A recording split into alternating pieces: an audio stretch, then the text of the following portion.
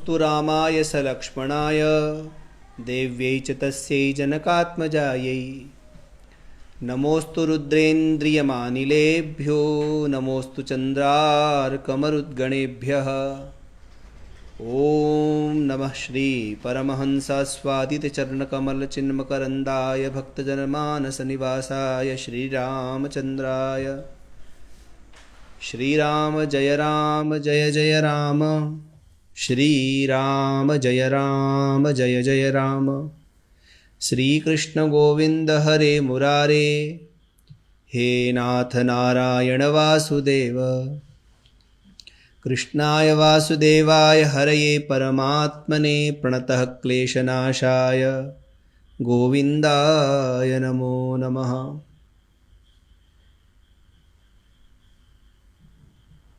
रामकृष्ण हरये नमः। श्री गुरुभ्यो नमः। इति प्रगृह्णतां तेषां स्त्रियोत्यद्भुतदर्शना दर्शयामास शुश्रूषां स्वरचिता कुर्वतीर्विभु। न देवानुचरा दृष्ट्वा स्त्रियः श्रीरिव रूपिणी गन्धेन मुमुहुस्तासां रूपौदार्य हतश्रिय। तनाह देवदेवेश प्रणतान् प्रहसन्निव आसामेकतमां वृन्ध्वं सवर्णां स्वर्गभूषणाम्। हंसस्वरूपवदच्युत आत्मयोगं दत्तकुमार ऋषभो भगवान् पितान। विष्णुशिवाय जगतां कलयावतीर्ण तेनाहृता मधुविदा श्रुतयो हयास्य। भगवान का एक अवतार हंस के रूप में हुआ और भगवान का एक अवतार दत्त के रूप में हुआ। हंस स्वरूपवद दच्युत आत्मयोगम। और ये दोनों ही अवतार जगत कल्याण के लिए हुए और दोनों ही अपने आत्म स्वरूप में अपने आत्म चिंतन में लगे रहते थे। हंस के स्वरूप में जो भगवान का अवतार हुआ और दत्त के रूप में दत्तक कुमार ऋषभो भगवान पितान। और नवयोगीश्वरों के जो पिता ऋषभदेव थे वो भी भगवान के ही अवतार थे। विष्णु शिवाय जगताम कलयावतीर्ण। भगवान अपने कला से नाना प्रकार के अवतार धारण करते हैं और भगवान का एक अवतार हयग्रीव के रूप में हुआ। तेना हृता मधुविदा श्रुतयो हयास्य। जब हयग्रीव के रूप में भगवान ने अवतार लिया तो राक्षसों के द्वारा वेदों को चुराया गया, तो भगवान ने उन दोनों राक्षसों का संहार किया और उसके बाद में वेदों का उद्धार किया। गुप्तोप्ये मनुरिलौषधयश्च मात्से क्रौडे हतो दितिज उद्धरतां भसक्ष्मां कौर्मे धृतोद्रि रमृतोन्मथने स्वपृष्ठे ग्राहात् प्रपन्मि भराजम मुंचदार्तम। भगवान का मत्स्यावतार हुआ। भगवान ने औषधियों की, पृथ्वी की, धनाद्य की रक्षा करी। वरावतार लेकर के भगवान ने पृथ्वी को रसातल से लाकर के स्थापित किया और हिरण्याक्ष का वध किया। फिर भगवान ने कूर्म अवतार लेकर के समुद्र मंथन में उस कार्य को संपन्न करवाया। भगवान ने एक दुखी भक्त था जिसका नाम था गजेंद्र, उसको ग्राह से छुड़वाया। संस्तुन वतोब्धि पतिता छमृडान ऋषिश्च शक्रंच वृत्र वदतस्तमसि प्रविष्टम देवस्त्रियो सुरगृहे पिहिता अनाथा जग्ने सुरेंद्रमभयाय सताम नृसिंहे। एक बार कश्यप ऋषि समिधा लेकर के कहीं जा रहे थे और थक गए और गिर पड़े और उनको इतना कष्ट हुआ, तो उस कष्ट से निवृत्ति के लिए वाल्खिल्य ऋषियों ने भगवान की प्रार्थना करी और उनको कष्ट से निवृत्त करवाया। एक असुर हुआ वृत्रासुर और वो इंद्र के पीछे पड़ गया। जब इंद्र ने भगवान की प्रार्थना करी तो भगवान ने इंद्र की सहायता करी। जब असुरों ने देवांगनाओं का हरण कर लिया तब भगवान ने उन सबको बंदी गृह से छुड़वाया। भगवान ने हिरण्यकशिपु का वध किया और नरसिंह अवतार लेकर के प्रहलाद की रक्षा करी। देवासुरे युधि च दैत्यपतिन सुरार्थे हत्वांतरेषु भुवनान्य दधात कलाभि भूत्वाथ वामन इमा महरत बलेक्ष्माम यांछा याचनांछनेन समदादतिते सुतेभ्य। फिर भगवान ने वामन अवतार लेकर के राजा बलि से त्रिलोक को मुक्त करवाया और देवताओं को ये त्रिलोकी वापस दे दी। फिर भगवान का एक और अवतार परशुराम के रूप में हुआ। निक्षत्रियाम कृतगाम च त्रिसप्तकृत्वो रामस्तु हैहयव कुलाप्य भार्गवाग्नि। भगवान ने जब परशुराम अवतार लिया तो हैहय वंश में जो आसुरी संपदा वाले राजा हुए तो भगवान ने परशुराम अवतार लेकर के उन राक्षसों का, जो राक्षसी वृत्ति को अपना चुके थे, उन असुरों का संहार किया, उन क्षत्रियों का संहार किया। निक्षत्रियाम कृत गांच त्रिसप्तकृत्वो रामस्तु हैहैव कुलाप्येय भार्गवाग्नि सोब्धिम बबंध दशवक्त्र महंस लंकम सीतापतिर्जयति लोकमलग्न कीर्ति। फिर भगवान ने राम अवतार भी लिया। पहले भगवान ने एक परशुराम के रूप में अवतार लिया। जब परशुराम के रूप में भगवान का अवतार हुआ तो उनके पिता जमदग्नि थे और जमदग्नि पिता और रेणु का माता की वो सेवा किया करते थे। कोई कारण से जमदग्नि ऋषि का सहस्रबाहु ने अपमान कर दिया और अंतिम में उनके पिता का वध कर दिया। जब पिता का वध हो गया ये सुना उन्होंने तो इतने क्रोध में आ गए कि उन्होंने कहा कि मैं तुम्हारे वंश का ही नाश कर दूंगा। तो उसमें जितने भी हैहय वंश में जितने भी राक्षस हुए, मतलब राक्षसी वृत्ति वाले राजा हुए, उन सब का भगवान ने वध कर दिया और समाज को अच्छी शिक्षा दिलवाई और स्वयं महेंद्रगिरी पर्वत पर जाकर के तप करने लगे। सप्त चिरंजीवों में उनका भी नाम आता है। भगवान परशुराम सप्त चिरंजीवों में है। भगवान के 24 अवतारों में भी उनकी गणना होती है और सप्त चिरंजीवों में भी गणना होती है, तपस्वियों में भी होती है।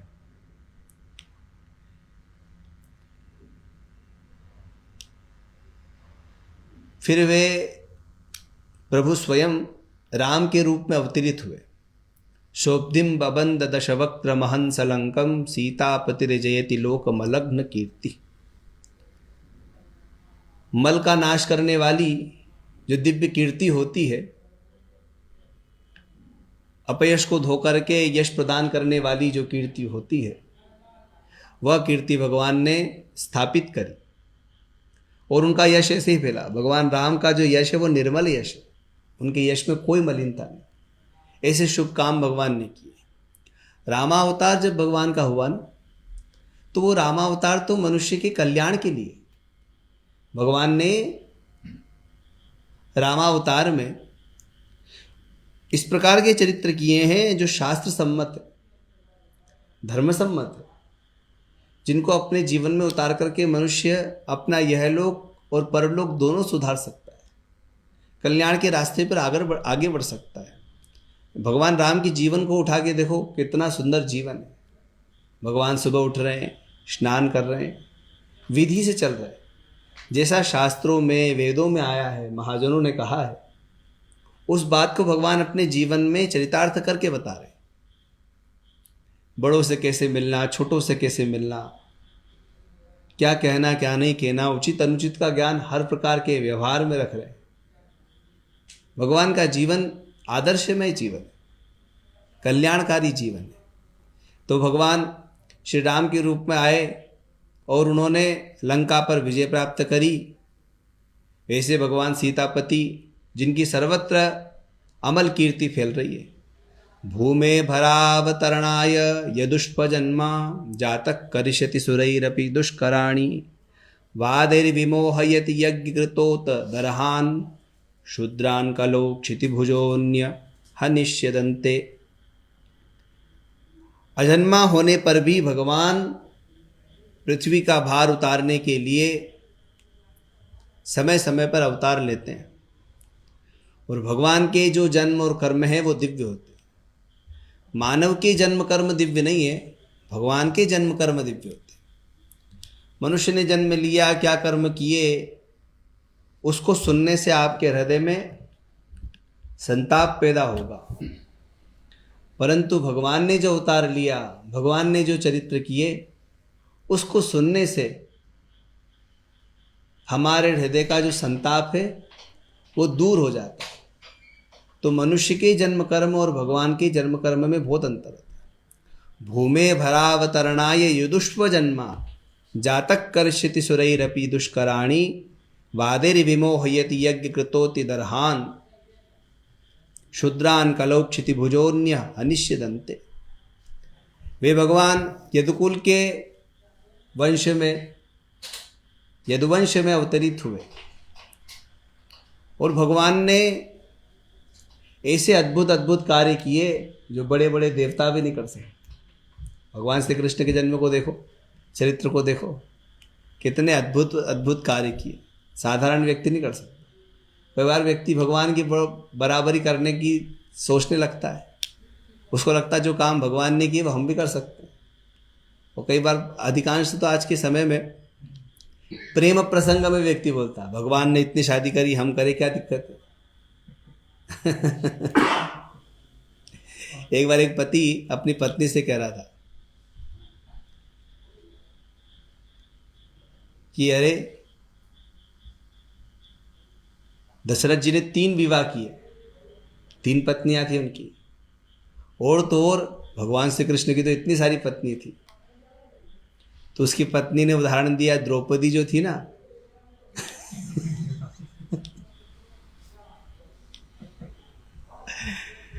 तो मनुष्य के कर्म जन्म और भगवान के जन्म कर्म में अंतर होता है। भगवान ने जो कार्य किए वो मनुष्य कभी नहीं कर सकता।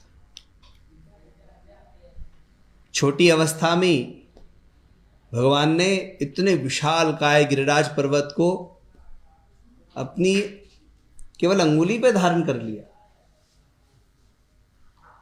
और 1 दिन नहीं, 2 दिन नहीं, 7 दिनों तक, 7 दिन 7 रात। और बिना कुछ लिए कोई आपसे कहे कि आप अपना हाथ खड़ा करके खड़े रहो 1 घंटे, तो नहीं रह सकते। साधारण सी बात है, कोई बिना कुछ लिए हाथ खड़ा नहीं हो सकता, पूरा हाथ ही नहीं हो सकता। और उन्होंने केवल अपनी अंगुली पर 7 दिनों तक, 7 रातों तक गिरिराज को धारण किया। भगवान का अवतार इस पृथ्वी के ऊपर जो भार हो जाता है उसका हरण करने के लिए होता है। पृथ्वी के ऊपर भार मूल रूप से क्या है? तो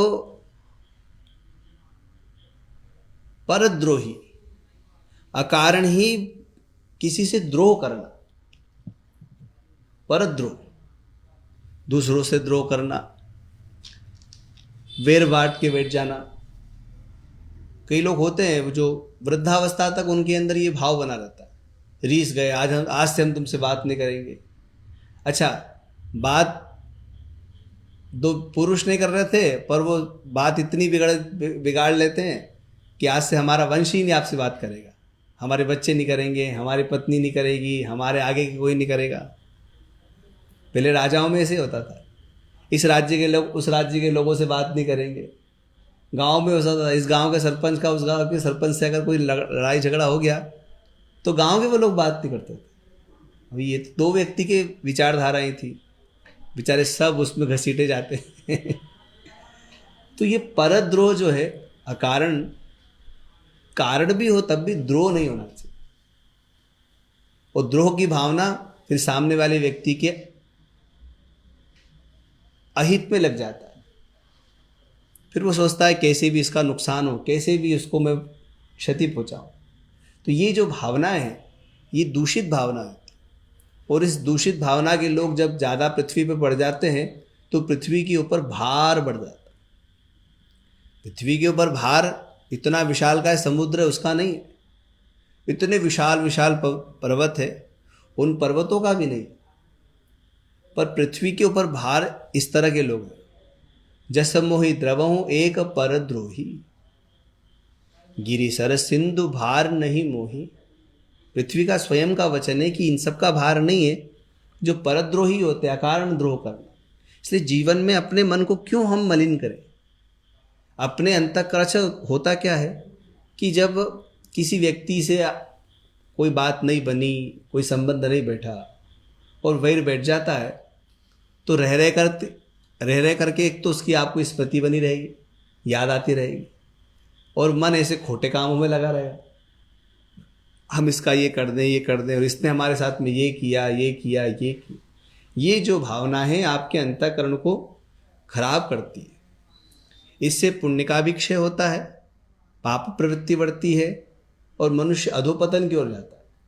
इससे मन में अशांति फैलती, ये ठीक भावना नहीं।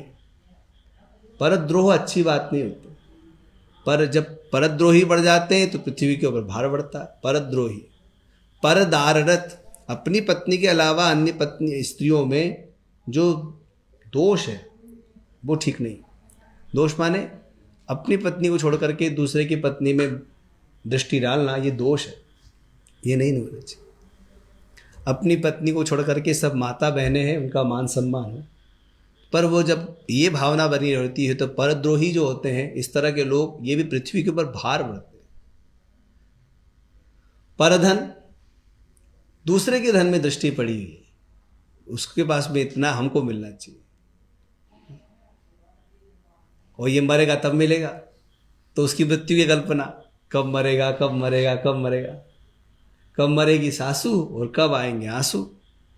वो बहू सोच रही है सास के पास में इतने सारे गहने हैं, पर ये बुढ़िया तो मरने का नाम ही नहीं ले रही है, दिन पे दिन और जवान होती चली जा रही है। ये मरेगी तो मिलेंगे, तो उसकी फोटो कोई लगा रहे अगरबत्ती, कब मरेगी कब मरेगी, और वो मरने का नाम नहीं ले, तो उसकी मृत्यु की कल्पना, ये भी ठीक नहीं है। क्यों मृत्यु की कल्पना क्यों आ रही है? क्योंकि उसके धन में दृष्टि है, उससे कोई लेना देना नहीं। इसके पास में जो धन है, इसके पास में जो पूंजी है, वो हमको मिल जाए। तो परधन, इस तरह के जो विचारधारा वाले लोग होते हैं वो भी पृथ्वी के ऊपर भार होते हैं। और पर अपवाद, दूसरों की बातें करना, इसने ये ऐसा है, ये ऐसा है, ये ऐसा, कोई लेना देना नहीं, और उसके सारे गुण बखान कर देना है। और पर निंदा, उसके अंदर हमेशा कमियां निकालना, भले ही से सारे गुण, और जिसके अंदर ये स्वभाव बन जाता है तो कितना ही गुणी व्यक्ति क्यों ना हो, उसके पास में भी जाएगा तो अवगुणित निकालेगा। ये स्वभाव भी जिनका होता है पृथ्वी के ऊपर भार होता है। ऐसा स्वभाव नहीं होना चाहिए। उनके अंदर कमियां हैं तो अगर आप उसको दूर कर सकते हो तो ठीक है, नहीं तो उसका प्रचार प्रसार मत करो। पर निंदा सबसे बड़ा पाप है। वरम प्राण त्यागो न च पिशुन वाक्ये स्वभिरुचि, शास्त्र में आता है कि प्राण त्यागना अच्छा है, पर जो पैशून्य वृत्ति वाले लोग हैं, पैशून्य माने निंदा में लगे हुए लोग हैं, उनसे दूर ही रहना चाहिए, क्योंकि उनका स्वभाव वो किसी को नहीं छोड़ते। आपके साथ बैठे, आपके चलते ही आप जैसे उठ के गए, पीछे आपकी बातें शुरू कर देंगे, अरे ये तो ऐसा है, ये ऐसा है, ये ऐसा, ये उनका स्वभाव बन जाता है। तो ऐसे लोगों से बचना चाहिए और निंदा कभी नहीं करना चाहिए। पर निंदा सम अगन गरीसा, सबसे बड़ा पाप है पर निंदा, दूसरे की निंदा करना। तो इस तरह के लोग हो जाते हैं अकारण। जैसे जब भगवान का अवतार होने वाला था तो इतने धर्मात्मा थे, अजात शत्रु थे महाराज युधिष्ठिर, पर उनसे भी दुर्योधन द्वेष करता था और ये चाहता था कि इनकी जो पत्नी है वो हमारे साथ में बैठे, इनका जो धन है हमको मिल जाए, बस उन्हीं की निंदा में लगा रहता था। एक और राजा हुआ भौमासुर नाम का, उसने तो कई राजकन्याओं का अपहरण कर लिया था और वो ये चाहता था कि इन सबसे मैं विवाह करूं, तो कई राजकन्याओं का अपहरण कर लिया। एक बार नारद जी पहुंच गए उसके पास में, भौमासुर के पास में, पूछा भाई ये क्या कर रहे हो? तो उनका महाराज हम इनसे विवाह करना चाहते हैं, इसलिए इन राजकन्याओं को सबको जेल में बंद कर रखा है। कितनी हो गई? उनका हम चाहते 20,000 से एक साथ विवाह हो। तो अभी ये 16 ही हो पाई है, आगे हो नहीं पाई है। तो भगवान पहुंच गए उसके पास में, और भगवान ने भौमासुर का वध कर दिया। अब वो 16,000 राजकन्याएं क्या करे, कहाँ जाए? पति रखेगा नहीं, माता पिता रखेंगे नहीं, सब दूर से, जब जिसका कोई आश्रय नहीं होता उसके आश्रय भगवान होते। निखिले निराश्रय शरण, जिसको कोई अपनी शरण नहीं देता उसको शरण भगवान देते। तो सारी 16,000 की 16,000 भगवान के माथे पड़ गई। भगवान को उनसे विवाह करना पड़ा, परिस्थिति जन्य था ना। वो तो उनका अपहरण करके विवाह करना चाहता था, उनकी बलि देना चाहता था। तो इस तरह के जो लोग हो गए थे, तब जब इतने लोग बढ़ गए, इतने पापी बढ़ गए, माता पिता का मान सम्मान नहीं करते थे, गुरुजनों से, संत पुरुष से अपनी सेवा करवा लेते। कुछ लोग होते हैं वो साधु से ही सेवा करवा लेते हैं। पर कभी भी जीवन में ही ध्यान रखना चाहिए, दान पुण्य करते रहो तो तुमको धनवान के घर जन्म मिलेगा। अगर तुमने जीवन में दान पुण्य किया, अच्छे काम किए, तो अच्छे श्रीमंत किया, विद्या का अध्ययन अध्यापन किया, करवाया, या विद्या आदि के क्षेत्रों में सहयोग किया शुद्ध भाव से, तो विद्वान के यहाँ कुल में जन्म होगा। और यदि तुमने कुछ नहीं किया, अच्छे काम कभी नहीं किए, दान पुण्य नहीं किया, शुभ कर्म नहीं किए, तो दरिद्र के यहाँ जन्म होगा। अध्ययन अध्यापन नहीं करवाया, होने नहीं दिया, तो मूर्खों के यहाँ जन्म होगा। और यदि केवल सेवा अपनी करवाई, कभी करी नहीं, तो किसी निम्न व्यक्ति के यहाँ जन्म होकर के जीवन बर्बाद हो जाएगा।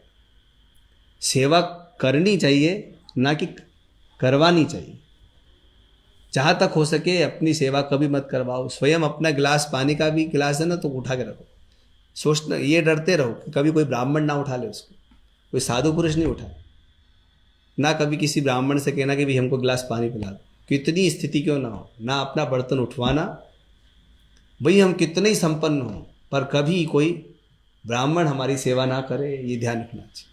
कभी कोई भगवान का जो भक्त है, आराधक है, वो हमारी सेवा ना करे। जो साधु पुरुष है, गुरुजन है, वो कभी हमारी सेवा ना करे। अगर उन्होंने आपका गिलास उठा के रखा तो उसी समय आपके पुण्य नष्ट हो जाए। जिसने आपकी सेवा करी वो आपके सारे पुण्य ले जाएगा, कुछ नहीं बचेगा। साइन तो है, आपने चेक पे साइन कर दी कि बस गया, पूरा अमाउंट तो वो भर लेगा। क्योंकि आप अमाउंट भरना भूल गए, सावधानी नहीं रखी ना आपने सिर्फ साइन करी। तो बस ये आपने सावधानी नहीं रखी और सेवा करवाई, तो आपने इतनी मेहनत से जो पुण्य कर्म किया था, इलाहाबाद गए गंगा स्नान करने के लिए प्रयागराज में, और इतनी ठंडी में भी बद्रीनाथ गए, इतना पैसा लगा के गए, तो जो पुण्य मिला था वो सब गया। क्यों? क्योंकि आपने सेवा करवाई। तो सेवा करने का भाव होना चाहिए, करवाने का नहीं। डरते रहो ये जिंदगी बर्बाद ना हो जाए, सपने कभी जीव का अपकार ना हो जाए। किसी जीव का हम नुकसान ना कर सके, ना करें, ये ध्यान रखना चाहिए। अपनी सेवा कभी नहीं करवाना चाहिए। स्वयं हो तो सेवा करो। जब भी कोई ब्राह्मण मिले, हाँ भैया जो हमसे सेवा मिले, कभी कोई संत महापुरुष मिला, तो जो अपने से यथा योग्य सेवा बने करो, करवाओ मत। साधु सन करवावहि सेवा, जिनके अस आचरण भवानी, ते जानो निशिचर धर्म प्राण। वो निशाचर माना जाता है, वो पृथ्वी के ऊपर भार होता है। उसको फिर ब्रह्मलोक की प्राप्ति नहीं होती, देवलोक की प्राप्ति नहीं होती, वो नारकी लोकों में जाता है। सिद्धांत हमारे अनुसार नहीं बनता ना, सिद्धांत तो वेद के अनुसार बनता है। वेद ने क्या कहा है, शास्त्र ने क्या कहा। हम कई बार होते हैं कि हम नहीं मानते हैं, अरे तेरे नहीं मानने से क्या होगा। जैसे आज देश चल रहा है, किस आधार पर चल रहा है? संविधान के आधार पर। कोई कि हम इस संविधान को नहीं मानते, तो मत मान। जितने भी नियम है वो तो उसी के तहत बनेंगे। वैसे ही जो भी कार्य होगा वो वेद के अनुसार ही होगा, किसी के मानने नहीं मानने से नहीं होता है। तो वेद प्रमाण होता है, और वेद ने जो कर्म करने के लिए कहा है वो करना चाहिए। वेद विधि निषेध का भी बताता है, इसको पालन करो और इससे बचो। तो क्या करना क्या नहीं करना, उचित अनुचित का ज्ञान हमको वेद देता है। वेद भगवान ने कहा यदि आप अपना कल्याण चाहते हो तो सेवा करो, करवाओ मत। कभी भी ये ध्यान रखो, कभी हम कहीं जाएं, किसी के घर पे भी जाएं, तो अगर वो वहाँ रहने वाले जो कोई ब्राह्मण हो, सेवा कर रहे हो, तो स्वयं अपना ना पानी मांगना ना देना, स्वयं देना, पर पानी मांगना नहीं। कोई उठ के ले लो, अपनी सेवा नहीं करवाना है। नहीं तो वो आपके सारे पुण्य नष्ट कर दे। बने तो कुछ सेवा खुद करके आओ, क्योंकि ब्राह्मण सदैव पूजनीय वंदनीय होते हैं, कभी उनसे सेवा नहीं करवाना चाहिए। संत पुरुष जो होते हैं वो सदैव पूजनीय वंदनीय होते हैं। संतों में तो ये माना जाता है कि कषाय वस्त्र मात्रेण नरो नारायणो भवेत्, कषाय पहनने मात्र से वो नारायण स्वरूप होता है। ये संत ब्राह्मण गौ ये सदैव पूजनीय होते हैं, श्रेष्ठ पुरुष माता पिता। कभी भी ऐसा नहीं कि जाओ पिताजी वहाँ जा रहे हो, गिलास पानी मेरे लिए भी ले आना, अरे अच्छी बात है, वहाँ खुद पिताजी को दे दो, नहीं तो खुद जाके लो, उनसे नहीं करवाना। भाई बचपन की बात अलग होती, जब बड़े हो गए तो खुद सेवा करो, करवाओ मत। पर जब इस तरह के बढ़ जाते हैं लोग कि वो निशाचरी वृत्ति में ही रमे रहते हैं, तो पृथ्वी के ऊपर भार हो जाता है। तो फिर भगवान भूमेर भवा भरावतरणाय, इस पृथ्वी के भार को दूर करने के लिए अवतार धारण करते हैं। यदुष्वजन्मा, यदुकुल में उनका अवतार हुआ। जातक करिष्यति सुरैरपि दुष्कराणि, और जो कर्म उन्होंने किया वो देवताओं के लिए भी दुर्लभ था। देवता भी वैसे वैसे कार्य नहीं कर सकते जो काम भगवान ने किए। वादिरि विमोहयति यज्ञकृतो तदर्हान् शूद्रान् कलौ क्षितिभुजेन न्यः निष्यन्दते। फिर भगवान का एक अवतार बुद्ध के रूप में हुआ। वादिर विमोहयति यज्ञकृतो तदर्हान्, जब अनधिकारी लोग यज्ञ आदि करने लगे, वेद का दुष्प्रचार करने लगे, तो उनसे वेदों की और यज्ञों की रक्षा के लिए भगवान ने बुद्ध अवतार धारण किया। शूद्रान कलौ क्षितिभुजोन्य हनिष्यदन्ते। और फिर कलिकाल में आगे जाकर के जो राक्षसी वृत्ति वाले लोग राजा बनेंगे, तो उनसे इस पृथ्वी को मुक्त करने के लिए भगवान का कली अवतार होगा। एवं विधानि कर्माणि जन्मानि च जगत्पते भूरिणी भूरि यशसो वर्णितानि महाभुज। भगवान की कीर्ति अनंत है। अनंत कीर्ति किसकी होती है? जिसमें अचिंत्य शक्ति होती है, और वो एकमात्र भगवान है। भगवान की जो शक्ति वो अचिंत्य, उसका चिंतन भी नहीं किया जा सकता। भगवान की महिमा अचिंत्य है। भगवान की महिमा को गा गा करके हम थक जाएंगे, पर उनकी महिमा का कोई पार नहीं पा सकता। असित गिरि समम स्यात् कज्जलम सिंधु पात्रे सुरतरुवर शाखा लेखनी पत्र मुर्वी। स्वयं समुद्र यदि दबात बन जाए ना लिखने वाली, और ये बड़े बड़े विशाल पर्वत कागज बन जाए, और स्वयं शारदा भी लिखने बैठे, तब भी ईश पारन न याति। भगवान की जो महिमा है उसका कोई पार नहीं पा सकता, ऐसी भगवान की महिमा है।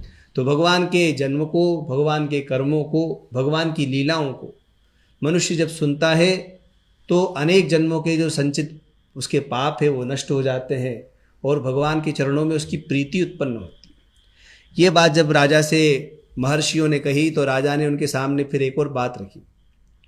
भगवंतम हरिम प्रायो न भजन्त्यात्म वित्तमा तेषाम शांत कामानाम का निष्ठा विजितात्मनाम। का भगवान आप तो श्रेष्ठ ज्ञानी हैं और भगवान के भक्त शिरोमणि हैं। आप मुझे बताइए कि जो संसार की अभी लालसाओं में पड़े हुए हैं, संसार के भोगों में जो लिप्त है, जिनकी अभी संसार से किसी प्रकार की कोई लालसा मिटी नहीं, लौकिक पारलौकिक दोनों सुख जो चाहते हैं, और जो भगवान का भजन नहीं करते, सुख चाह रहे हैं पर भगवान का भजन नहीं करते, तेसाम शांत कामानाम, जिनकी अभी इंद्रियाएं मन अशांत है, तृप्त नहीं हुआ संसार के विषयों से, कानिष्ठा विजितात्मनाम, उनका क्या होगा? उनके विषय में आप बताइए। तो चमस नाम के एक ऋषि हुए नवयोगीश्वरों में, उन्होंने अपनी बात कही। चमस बोले, मुख बाहुरूपादेभ्य पुरुषस्याश्रमैः सह चत्वारो जज्ञिरे वर्णा गुणैर्विप्रादय पृथक् य एषां पुरुषं साक्षात् आत्मप्रभवमीश्वरं न भजन्त्यवजानन्ति स्थानात् भ्रष्टा पतन्त्यथ। भगवान आदि विराट पुरुष के शरीर से संपूर्ण जगत का निर्माण हुआ है। उसकी उनकी आँखों से, नेत्र से, उनके नेत्रों से, उनके कानों से, जिह्वा से, केश से अलग अलग लोकों का निर्माण हुआ, अलग अलग प्रजाओं का निर्माण हुआ, जीवों का निर्माण हुआ। उनमें जो मनुष्य है वो भगवान के शरीर से बने और अलग अलग है। 4 प्रकार के वर्ण भगवान ने बनाए, ब्राह्मण, क्षत्रिय, वैश्य, शूद्र। तो जो ब्राह्मण है भगवान के मुख से उत्पन्न हुए, ब्राह्मणोस्य मुखमासीत। और जो क्षत्रिय हैं वो भगवान की भुजाओं से उत्पन्न हुए, और जो वैश्य है वो भगवान के उदर से उत्पन्न हुए, और जो शूद्र है वे भगवान के चरणों से उत्पन्न हुए। मुख बाहुरुपादेभ्य पुरुषस्याश्रमयी सह। और 4 वर्ण है और 4 ही आश्रम है, ब्रह्मचर्य, गृहस्थ, वानप्रस्थ और सन्यास। मनुष्य को अपने वर्णाश्रम धर्म का भी पालन करना चाहिए और आश्रम धर्म का भी पालन करना चाहिए। अनाश्रमी कभी नहीं रहना चाहिए। या तो ब्रह्मचारी रहे, ब्रह्मचारी नहीं रहना है तो गृहस्थी हो जाए, गृहस्थ भी नहीं रहना तो वानप्रस्थ हो जाए, वानप्रस्थ भी नहीं रहना है तो सन्यास ले ले। अनाश्रमी नहीं रहना, ना तो ब्रह्मचारी रहा, ना शादी ब्याह करे, ना महात्मा बना, ना तपस्वी बना, तो ऐसा मनुष्य होकर के भी पशु होता है, क्योंकि उसके अंदर आचरण नहीं है। आचार जिसके अंदर नहीं होता है वो मनुष्य होकर के भी पशु ही माना जाता है। तो उन्होंने कहा देखो 4 प्रकार के वर्ण हैं, ब्राह्मण, क्षत्रिय, वैश्य, शूद्र, और ये भगवान के क्रमशः शरीर से उत्पन्न हुए हैं। ब्राह्मण को सत्व प्रधान माना गया, क्षत्रिय में सत्व रज दोनों ही होता है, और वैश्य में रज और तम होता है, और शूद्र में तम की प्रधानता बताई गई। ये उत्पत्ति का कारण है।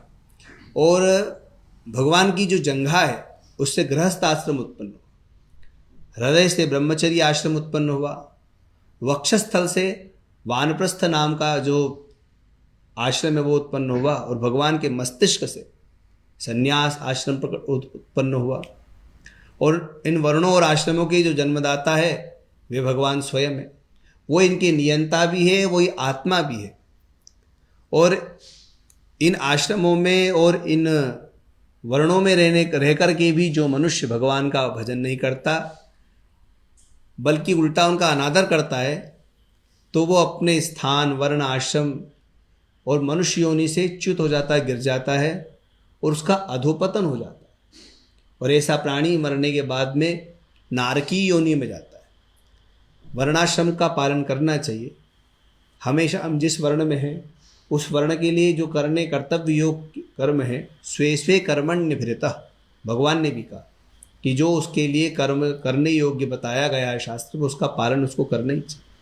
दूसरी बात है वो जिस आश्रम में, चाहे वो ब्रह्मचारी हो, अगर ब्रह्मचर्य आश्रम में है तो उसको ब्रह्मचर्य आश्रम का जो नियम है उसका पालन करना चाहिए। गृहस्थ आश्रम में तो गृहस्थ आश्रम के लिए जो नियम शास्त्र में आए उसका पालन उसको करना चाहिए। यदि वो वानप्रस्थी है तो वानप्रस्थ के लिए जो बताया गया उसका पालन करे, और यदि वो संन्यास ले चुका तो संन्यास ले चुका इसका मतलब नहीं कुछ नहीं करेगा। सन्यासी के भी अपने नियम होते हैं, उस नियम को उसको पालन करना ही चाहिए। ऐसा नहीं कि गृहस्थी सन्यासी के नियम को पालन कर रहा और सन्यासी गृहस्थ के नियम का। सब अपने वर्ण और अपने आश्रम के जो वर्ण है, आश्रम की जो व्यवस्था है, आश्रम धर्म का पालन उनको करना चाहिए। यदि वो नहीं करता तो स्थानात् भ्रष्टा पतन्त्यधः, वो अत्यंत अधम माना गया है और वो पदच्युत हो जाता है, उसकी गति खराब हो जाती है। यदि उत्तम गति प्राणी चाहता है तो आश्रम धर्म का पालन करे और वर्ण धर्म का पालन उसको करना चाहिए। कलिकाल बड़ा कठिन है। दूरे हरिकथा केचित् दूरे चाच्युत कीर्तना स्त्रिय शूद्रादयश्चैव तेनुकंप्या भवातृषाम। जो भगवान की कथा है, भगवान के नाम संकीर्तन से दूर है, वे दया के पात्र माने गए हैं साधु पुरुषों की कोटि में, कि बेचारे अभी कल्याण के रास्ते से दूर है। तो साधु पुरुषों का कर्तव्य है, सज्जनों का कर्तव्य कि ऐसे व्यक्तियों को भी जो राह से भटक चुके हैं, देखो सज्जन तो अपना कल्याण कर ही लेगा, जो दुर्जन है उसी को कल्याण के रास्ते पे लगा। इससे साधु पुरुषों का कर्तव्य है कि ऐसे लोगों को भी वे अच्छे रास्ते पे लाए, किसी भी तरह से उनको भगवान के चरणों में स्थापित करे जिससे उनका कल्याण हो सके। विप्रो राजन्य वैश्यौ च हरे प्राप्ता पदान्तिकम श्रौतेन जन्मनाथापि मुह्यन्त्यत्नाय बादिना। ब्राह्मण क्षत्रिय वैश्य जन्म से वेदाध्ययन यज्ञोपवीत आदि के अधिकारी होते हैं, वे भगवान के निकट पहुंच सकते हैं यदि अपने वर्णाश्रम और आश्रम धर्म का पालन करें। परंतु यदि वो केवल अहंकार में लगे रहे और कोरे कर्मकांड में लगे रहे तो वो वहां तक नहीं पहुंच पाए। भगवान की उपासना आराधना बड़ी तल्लीनता भाव के साथ की जाती है और गुरुजनों की सन्निधि में रह के की जाती है। कोई भी साधना करना हो तो गुरु का आश्रय होना चाहिए, हमारे सिर पर गुरु का आशीर्वाद होना ही चाहिए। बिना उनके अनुग्रह के, उनकी अनुकंपा के मनुष्य कोई भी शुभ कर्म नहीं कर सकता। जब तक भगवत कृपा नहीं होगी, गुरुजनों का आशीर्वाद नहीं होगा, तब तक वो शुभ कर्म नहीं कर सकता। विप्रो राजन्य वैश्यौ च हरे प्राप्ता पदान्तिकम श्रौतेन जन्म नाथा भी। यदि वो श्रौत्र वेद विहित कर्म भी कर रहा है तो मुह्यन्त्यात्नायवादिनः, यदि वो ठीक तरह से नहीं कर पाया तो ये मोहित हो जाएगा संसार के विषयों में और उस रास्ते पर लग जाएगा जिससे वो धीरे धीरे धीरे अधोपतन की ओर जाएगा। तो कोई भी साधना उपासना करनी हो तो गुरुजनों का आश्रय होना चाहिए। उनका वरद हस्त यदि आपके ऊपर रहा तो आप भगवान की आराधना उपासना सही तरह से कर पाएंगे। और यदि विधि पूर्वक भगवान की आराधना उपासना की गई तो मनुष्य कल्याण के रास्ते पर चलता है। कर्मण्य कोविदा स्तब्धा मूर्खा पंडित मानिना वदंती चाटुकान मूढ़ा या माध्वा गिरोत्सुका। कर्म का ज्ञान है नहीं पर बखान कर रहे हैं। मूर्ख होने पर भी अपने आप को यदि विद्वान मान रहे हैं, अभिमान में पकड़े। और आज के समय में तो चाटुकारिता बहुत बढ़ गई, तो वदंती चाटुकान मूढ़ा, कलिकाल में लोग चाटुकार बहुत हो जाएंगे, मीठी मीठी बातों में ले आएंगे लोगों को। बहुत सारे लोग होते हैं आजकल, कई लोग गुरु बन रहे हैं, बस उनको गुरु बनना है। गुरु के लक्षण उनमें है नहीं, ना उन्होंने वेदाध्ययन किया, ना परमात्मा में उनकी निष्ठा है। बस उनको तो चेले ने धन दे दिया, उन्होंने कहा हाँ बेटा जाते को आज से मंत्र दे देते। उस मंत्र के अधिकारी वो भी नहीं, ना उनको परंपरा से प्राप्त हुआ, पर मान लेते हैं और इसी बात बना के बोलते हैं कि अच्छे से अच्छा व्यक्ति भी मोहित हो जाए। ऐसे लोग चाटुकारिता में बड़े माहिर होते हैं। वो बात ऐसी बनाते हैं कि अच्छे अच्छे लोग फिसल जाते हैं। देखो आप, वो काल नेमी ने ऐसी बात बनाई कि हनुमान जी महाराज भी फिसल गए। उनके जैसे ज्ञानी भी, उनको लगा सही में ऐसे तपस्वी होंगे, वो परोसा ही उसने अपनी बात को ऐसे कि जा बेटा स्नान करके आ, हम देखो मंत्र देंगे। और वो सही में गया, हनुमान जी महाराज सही में गए। उनको लगा कि सही में मुझे अच्छे कल्याण की बात बता रहे। खैर ऐसा नहीं, हनुमान जी नहीं जानते थे, वो तो सर्वज्ञ है। तो लीला मात्र है दर्शाने के लिए कि मनुष्य जब सन्मार्ग पे चलता है तो कई प्रकार के लोग मिलते हैं। तो सज्जन मिलेंगे कहना बड़ा कठिन होता है, क्योंकि अच्छे काम में विघ्न बहुत होते हैं। श्रेयांसी बहु विघ्नानी। तो हनुमान जी महाराज ने ये चरित्र इसलिए किया कि लोगों को पता लगे कि गुरु अच्छे मिलना बड़ा कठिन होता है। गुरु के लिए शास्त्र में आता है कि जो श्रोत्रियम ब्रह्मनिष्ठ, दो विश्लेषण गुरु के अतिरिक्त तो श्रोत्रिय होना चाहिए, वेदज्ञ होना चाहिए, शास्त्रज्ञ होना चाहिए, और ब्रह्मनिष्ठ स्वयं परमात्मा में उसकी अनन्य निष्ठा हो, इष्टागत निवृत्त हो, उसके अलावा उसकी कई निष्ठा ना हो, स्वयं संयमी हो, स्वयं तपस्वी हो। तो सगुरुमेवा विगच्छेत, ऐसे गुरुजनों की शरण में जाना चाहिए। और उनके पास में जब आपको जाओगे तो ऐसे गुरु कृपा आपके ऊपर करेंगे तो आपका जीवन धन्य होगा, सफल होगा। और नहीं, वो मेरे जैसे मूर्ख मिल गए, उन्होंने कहा कुछ नहीं, गलियन गलियन घुरी फिरे, दीक्षा हमरी ले, नरक चढ़ो नरक पढ़ो चाहे स्वर्ग पढ़ो, हमें रुपया दे। तो मेरे जैसे गुरु तो गली गली घूम रहे हैं। वास्तविक सज्जन गुरु मिलना बड़ा कठिन है। सज्जन गुरु जिनको मिल जाए वे अच्छा उसको रास्ता बताते हैं। नहीं तो वदंती चाटुकान मूढ़ा या माध्वा गिरोत्सुका। ऐसे लोग वस्तु शून्य शब्द केवल माधुरी से मोह में पड़ कर के चटिकली भटिकली बातें करते हैं और लोगों को फंसा देते हैं। रजसा घोर संकल्पा कामुका अहिमन्यवः दाम्भिका मानिन पापा विहसन्त्यच्युत प्रियान। रजोगुण की अधिकता के कारण बड़े बड़े घोर संकल्प होते रहते हैं। कामनाओं की कोई सीमा नहीं। मनुष्य की कामनाओं की अगर सीमा होती तो ये कामना ही तो शेष थी जिसलिए मनुष्य बन गए। यहाँ आकर के भी कामनाएं घटी नहीं है, बढ़ी है। अगले जन्म में हम ये करेंगे, अगले जन्म पता नहीं आगे आगे जन्मों के लिए मनुष्य क्या क्या कर रहा है। जन्म मरण से छुट्टी नहीं चाहता है और बढ़ा रहा है उसको। वो कर्म ऐसे कर रहा है कि वो और एफडियां होती चली जा रही है, इतने जन्म और उसके होंगे।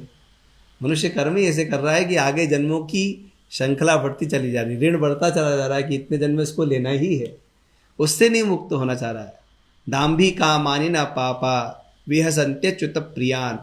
और छोटी छोटी बातों पे क्रोध करना, काम क्रोध लोभ मोह मद मात्सर्य आदि, ये मनुष्य के शरीर के विकार है। ये उसके पुण्य की राशि का नाश करते हैं।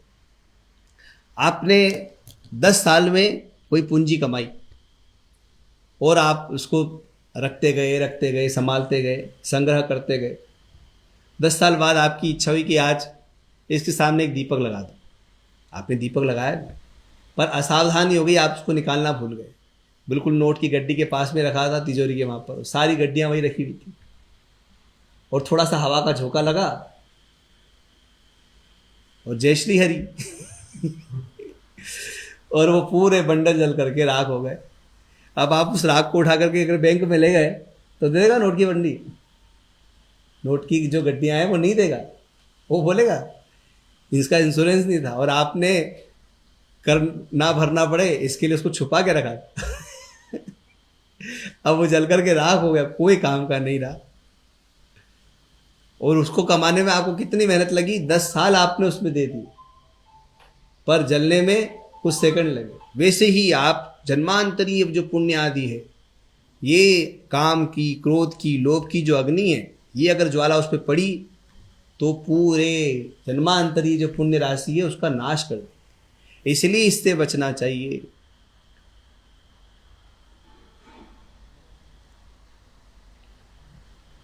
इसलिए ध्यान रखना चाहिए कि कभी भी भगवान के भक्तों का अपमान ना हो और हमारे अंदर ये विकार उत्पन्न ना हो। भगवान के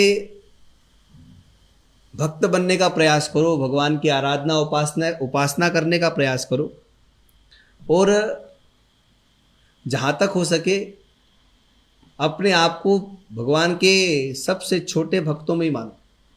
तृणादपि सुनीचेर तरोरपि सहिष्णुना अमानिना अमान देय। तृणादपि, अपने को तिनके से भी छोटा मानना।